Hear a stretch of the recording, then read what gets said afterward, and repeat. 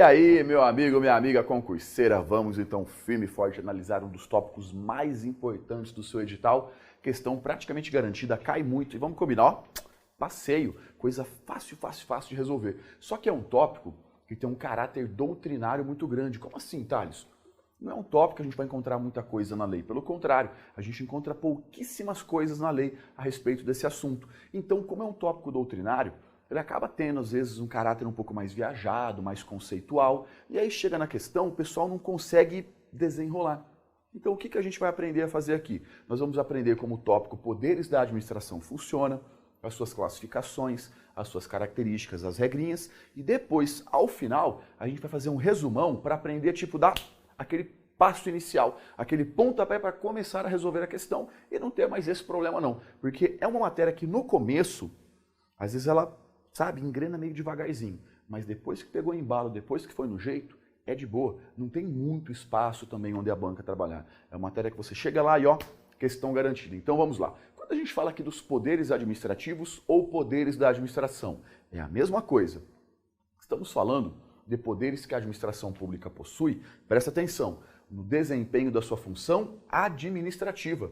Veja bem, se por acaso nós estivermos falando de funções jurisdicionais ou funções legislativas, juiz decidindo, poder legislativo criando lei, é outra coisa, é outra coisa. Lembra aquela divisão? Poder executivo, legislativo, judiciário, funções típicas e atípicas? Pois é. Aqui nos poderes administrativos, nós temos um desempenho da função administrativa do poder público. Essa função administrativa, ela é exercida pelos três poderes, executivo, legislativo e judiciário. É a função típica do poder executivo e atípica do legislativo e do judiciário. Então, o primeiro tipo de questão a gente já sabe resolver. A questão fala para você que esses poderes são exercidos apenas pelo poder executivo. Não. Pelo legislativo e pelo judiciário também, quando estiverem na sua função atípica de administrar. Muito bem. Quando a gente fala desses poderes, devemos lembrar também de uma coisinha chamada poder e dever de agir. O que é o poder e dever de agir? É um poder que o administrador público possui, que ele deve utilizar no caso concreto. Então, não sempre, mas em muitos casos, quando verificada aquela situação, no caso concreto, o administrador tem que agir. Vou te dar um exemplo. Poder de fiscalização. Imagina que eu sou um fiscal da Receita Federal e eu estou ali na aduana e o pessoal passando ali com os carros. Se eu olho e vejo que um carro tem muamba, eu tenho o poder de fiscalizar e apreender aquilo. Mas não é um poder que eu exerço apenas se eu estiver com vontade. Eu tenho que fazer aquilo. Eu sou obrigado a exercer aquele poder. Isso é o que a gente chama de poder, dever de agir. Claro que em alguns casos existe uma certa margem de escolha, conforme nós já vamos ver. Então, para a gente, para a próxima parte, vem comigo. Poderes administrativos. É quando a administração pública desempenha a sua função administrativa, que pode ser feita pelo executivo, legislativo ou judiciário. Muita gente costuma dividir os poderes administrativos em 6.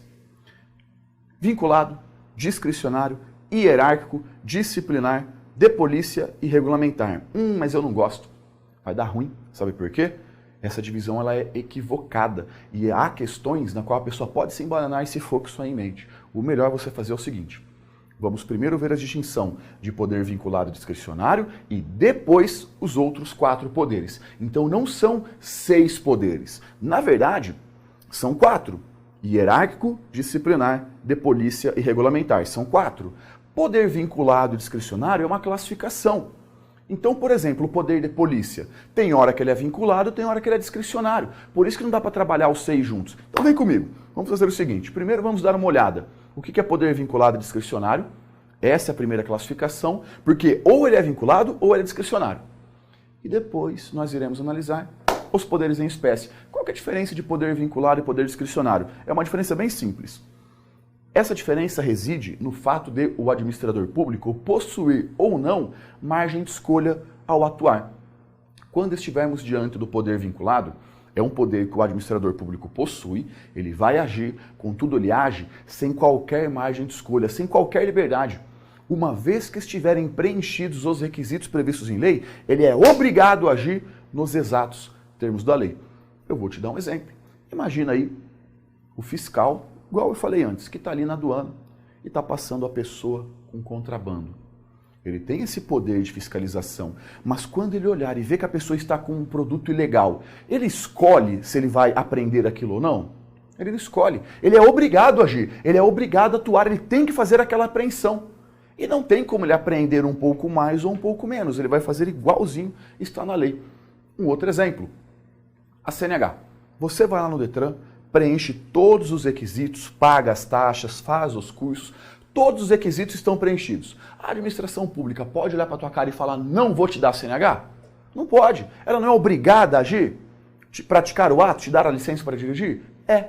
Estamos diante de uma atuação vinculada, poder vinculado. Já o poder discricionário é uma atuação do administrador público no qual ele tem uma certa margem de escolha, ele tem uma certa liberdade, ele tem uma certa discricionariedade. Aqui, a lei permite a ele condutas alternadas. Ele pode, por exemplo, escolher fazer ou não fazer o ato, fazer um pouco mais, fazer um pouco menos. Eu vou te dar alguns exemplos. O primeiro, o Estatuto Federal, Lei 8.112. Ela determina que a suspensão é de até 90 dias. Então, o administrador público, quando vai aplicar a penalidade de suspensão, ele escolhe se é de 1, 2, 3, 4, 5 até 90. Vigilância sanitária. Beleza? E eu fiscalizo estabelecimentos comerciais, restaurantes, supermercados e tal. E lá na lei fala o seguinte, se eu encontrar medicamentos ou mesmo alimentos com prazo de validade expirado, eu posso aplicar uma multa de 1 a 10 salários mínimos. Não sou eu que escolho, no caso concreto, o valor da multa? Sim, discricionário. Um pouco mais, um pouco menos. Essa que é a diferença básica, se há ou não margem de liberdade. Quando ele vai fazer essa margem de escolha, nós temos uma coisinha chamada análise do mérito administrativo. O que é, então, o mérito administrativo? Olha só, quando o administrador vai exercer essa margem da escolha, ele não faz aquilo tipo do nada. Ele vai parar e vai pensar. Ele vai fazer uma coisinha chamada juízo de conveniência e oportunidade. Então ele vai parar e fazer assim, ó, de que jeito eu escolho para melhor atender ao interesse público? Ele raciocina.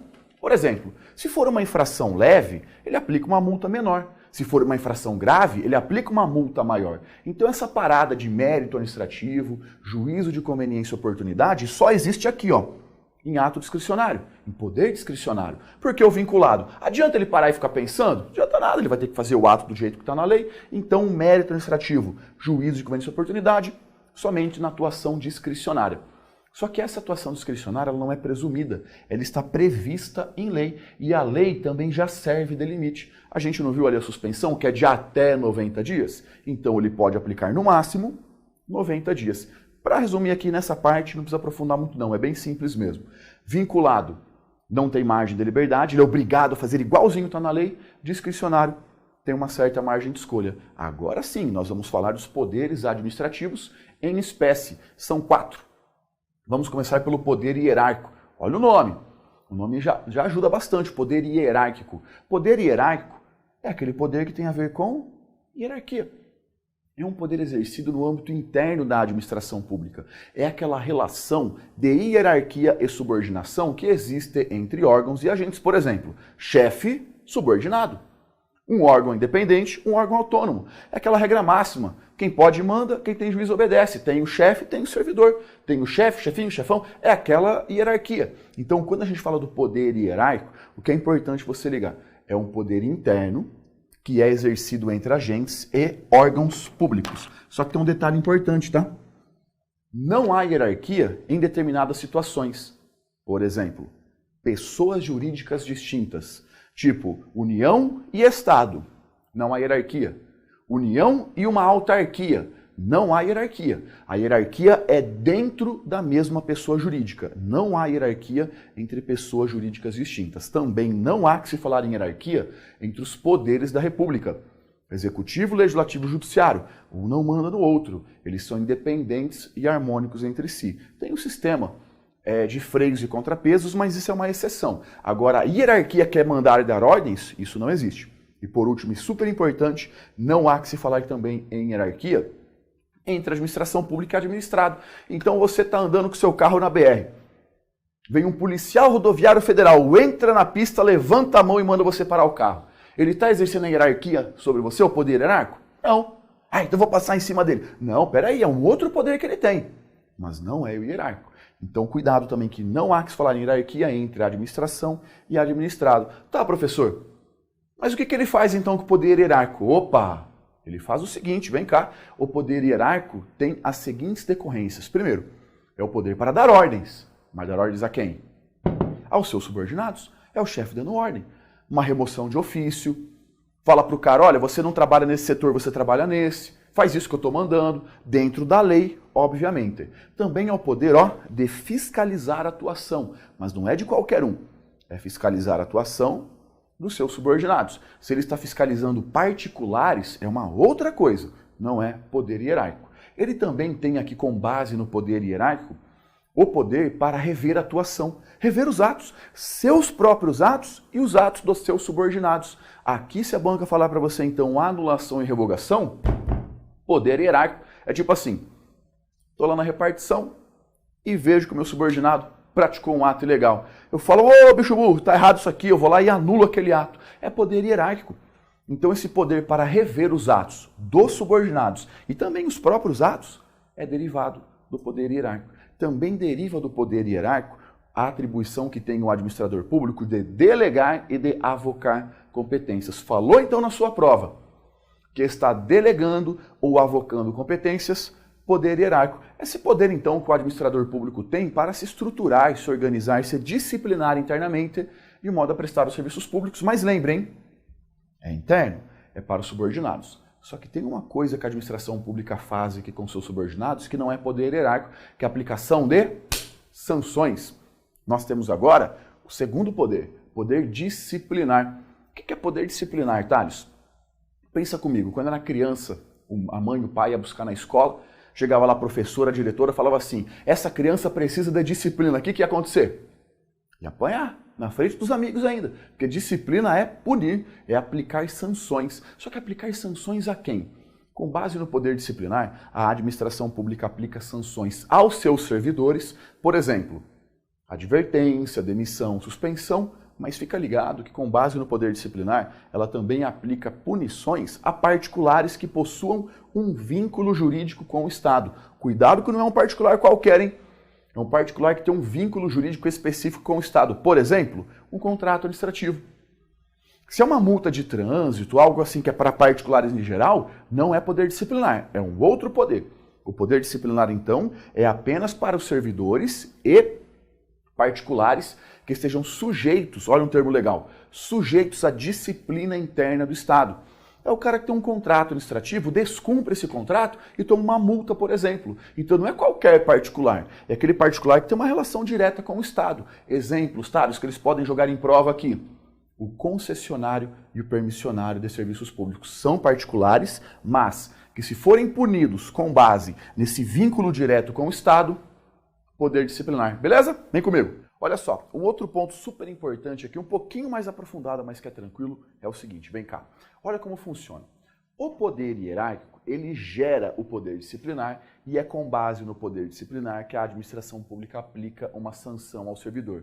Se a questão vier dessa forma, está correto. Agora, se a questão fala assim, com base no poder hierárquico, a administração aplica uma sanção ao servidor, negativo, aí está errado. Não é diretamente com base no poder hierárquico, é indiretamente. Então, se vier assim, poder hierárquico gera o poder disciplinar que permite punir o servidor, maravilha, show de bola. Aí está válido. Agora, se fala que é o poder hierárquico que pune o servidor, aí a questão está errada. Pode colocar errado sem medo de ser feliz. Então, o que a gente nota?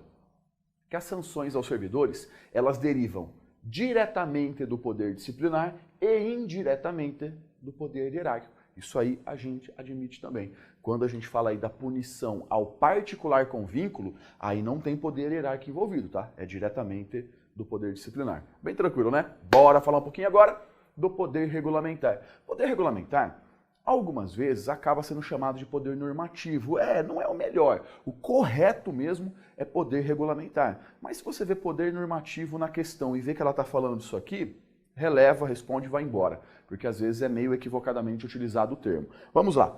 Para que serve o poder regulamentar? É aquele poder que a administração pública possui para editar atos gerais de maneira a complementar, a regulamentar a lei, de modo que ela possa ser fielmente executada. Primeira coisa, esse editar aqui não é tipo editar de alterar não, tá? É editar de praticar, de criar um ato, de fazer o ato. Então ele faz um ato geral que serve para quê, Thales? Esse ato, ele complementa, ele regulamenta a lei de modo que ela possa ser fielmente executada. Já vou dar um exemplo, mas o primeiro ponto é ficar ligado que esse poder aqui, ele não pode inovar no ordenamento jurídico, ele não faz coisas novas. Olha só verbinhos que estão proibidos, ó. Falou para você criar, alterar, extinguir, modificar? Tá errado, porque isso aqui não pode veículos na cidade. Tá ligado aquele rodízio de veículos que fala que o veículo terminado com placa tal não pode andar tal dia na semana? Beleza. Só que a lei apenas de transitar carros com placas terminadas em 1 ou 2. Na terça, em placas terminadas 3 ou 4. Na quarta, 5 ou 6. Na quinta, 7 ou 8. E na sexta, 9 ou 0. Só estou dando um exemplo. Estou exemplificando. Ele não poderia vir e criar uma penalidade nova, falar que também se aplica para a moto. Não, ele apenas vem e complementa e regulamenta a lei para que ela possa ser fielmente executada. Por isso ele tem essa natureza instrumental, ele tem essa natureza derivada. Como assim, professor? Natureza derivada? Vem cá que eu vou te mostrar. Mas o primeiro ponto, lembre-se que ele não pode inovar no ordenamento jurídico. Viu aí falando poder regulamentar e esses verbos? Provavelmente a questão estará errada. Claro que a gente tem que analisar e sempre enunciado, analisar, né, a vibe da questão. Mas provavelmente vai estar errado, fica de olho. Mas por que a gente fala que esse poder aqui, ele tem essa natureza secundária, essa natureza derivada? Simples. Vamos dar uma olhadinha aqui na pirâmide de Kelsen bem simplificada para entender o que a gente está falando. Nós temos a Constituição Federal, que é a lei máxima do país, que traz normas gerais que devem ser observadas. Beleza. Aí nós temos as leis. Lei ordinária, lei complementar, medida provisória, tem as leis que está aqui, ó. A lei, que eu estou falando aqui em sentido amplo, ela pode inovar no ordenamento jurídico. Ela pode criar coisas novas, situações novas, desde que ela respeite as premissas básicas que a CF trata. Então a lei, como ela pode criar coisas novas, ela tem natureza originária. Agora, o poder regulamentar, quando for editado esse ato normativo, ele tem uma natureza secundária. Por quê? Porque ele não inventa coisas novas. Ele apenas regulamenta o que está na lei. Ele deriva da lei. A lei levanta a bola, o poder regulamentar só vem e corta. Mas ele não faz nada sozinho. Ele não começa nada novo. Ele apenas regulamenta o que está na lei. Por isso que a gente tem essa natureza secundária. Aqui está a lei que cria a situação nova. Aí vem esse ato normativo e regulamenta. Complemento que está na lei. Por isso que a gente fala então que poder regulamentar tem essa natureza derivada ou secundária, beleza? Cuidado, se falar para você que é um ato de caráter primário, originário, a princípio está errado. Já vamos complementar, mas fica de olho então. Por isso que a gente fala natureza derivada ou secundária, ele deriva da lei. Muito bem, quem pode praticar aqui um ato embasado no poder regulamentar? Aí vai dar discussão, hein? É discutido na doutrina. E a gente encontra questões aí nos dois sentidos, mas vamos por partes, ó. Primeiro, nós temos aqui esses atos normativos praticados pelos chefes do Poder Executivo, presidente, governador e prefeito.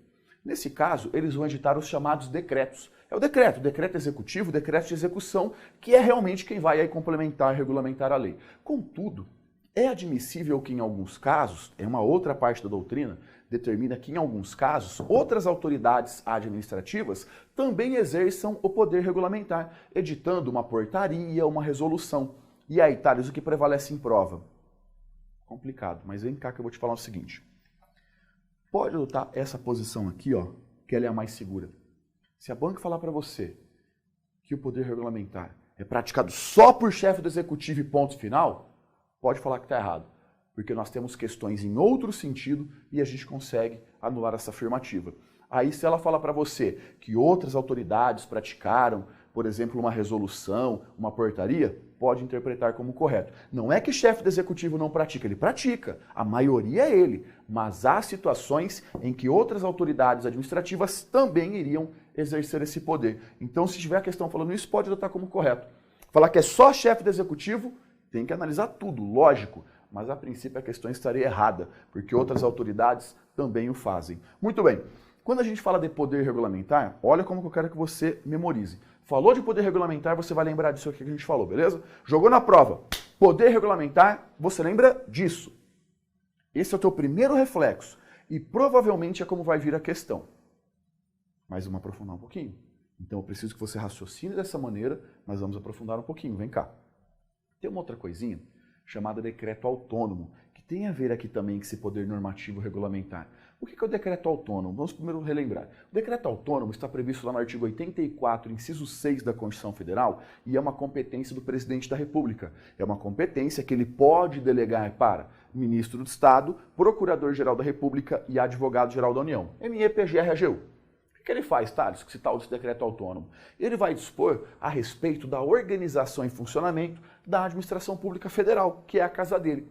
Contudo, quando ele vai fazer isso, ele não pode criar gastos novos, ele não pode, então, aumentar despesas, não pode ter aumento de despesas, claro, porque aumentar despesas tem que ter lei orçamentária, tem que ter aquela parada lá de PPO, PPQ, PQP, tem um monte de coisa, não é verdade, então?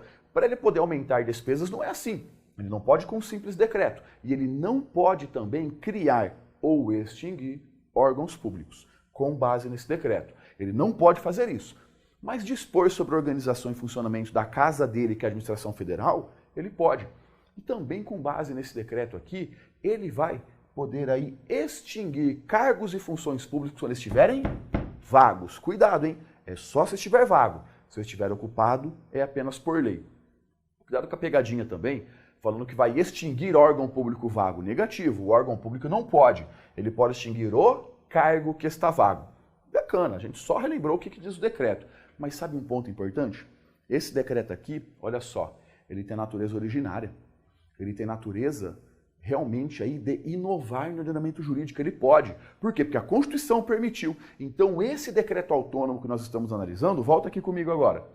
Esse decreto autônomo que nós estamos analisando, ele não está aqui embaixo. Ele está aqui, ó, junto com a lei, aqui em cima. Ele tem meio essa cara de lei. Ele pode inovar no ordenamento jurídico. Ah, então, professor, é o poder regulamentar inova? Não, o poder regulamentar não inova no ordenamento jurídico. Ele não pode inovar, a não ser que a banca expressamente fale para você que é o decreto autônomo. Falou poder regulamentar regra geral, natureza secundária, não inova, não traz situações novas, é derivada. Aí, se for o decreto autônomo, beleza. Não é algo que chove de cair em prova, mas é importante ficar atento. Isso é uma questãozinha mais pesada um pouco, não tem como errar. Vamos treinar? Vamos dar uma olhada como isso aqui cai em prova? Faz o seguinte, acompanha comigo na tela e vamos desenrolar. Vamos lá, para a primeira questão. Em regra, o poder regulamentar é dotado de originariedade e, por conseguinte, cria situações jurídicas novas, não se restringindo apenas a explicitar ou complementar o sentido de leis já existentes. Bom, primeira coisa que a gente sempre faz é marcar o nome do poder, né, para não dar mole. E o poder regulamentar é dotado de originariedade?